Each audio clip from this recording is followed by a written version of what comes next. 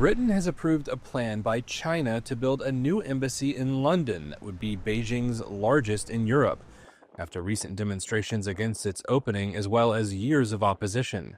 The approval comes despite warnings from both UK and US politicians saying it could be used as a base for spying, and that it might enable Beijing to eavesdrop on fiber optic cables used by finance firms running underneath the area. In Parliament Tuesday, Britain's Security Minister Dan Jarvis acknowledged China was a risk to national security, but downplayed danger from the new embassy.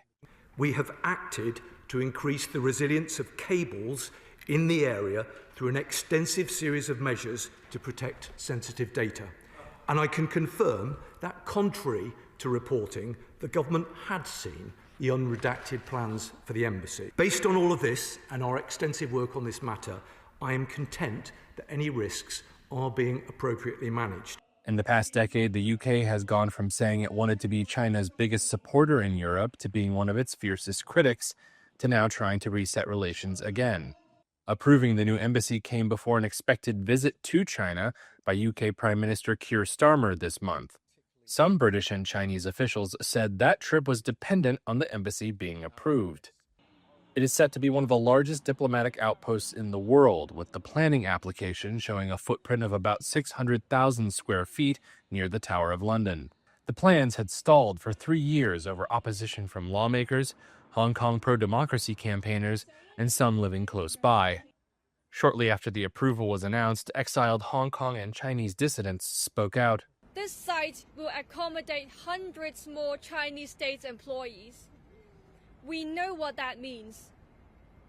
More interference, more influence operations, and more intimidations of people like me. They were speaking alongside residents who promised a legal challenge. This has been a long David and Goliath fight. There is now only one way of stopping this, a judicial review. So I am today announcing that our judicial review to challenge the UK government's embassy decision begins today. However, former UK diplomat and analyst Charles Parton said the building is unlikely to be part of a spying plan. An embassy is a center of attention. It's easy to keep an eye on people there. The Chinese don't spy for embassies. They spy, they recruit and they run agents, usually in third countries, well away from the security services of the target country. On Tuesday, the head of MI5 and intelligence communications agency GCHQ issued a joint letter saying while it was unrealistic to eliminate every potential risk posed by the embassy officials, the government had devised a range of protective measures. Britain's opposition Conservative Party described Tuesday's decision as a disgraceful act of cowardice from a government utterly devoid of backbone.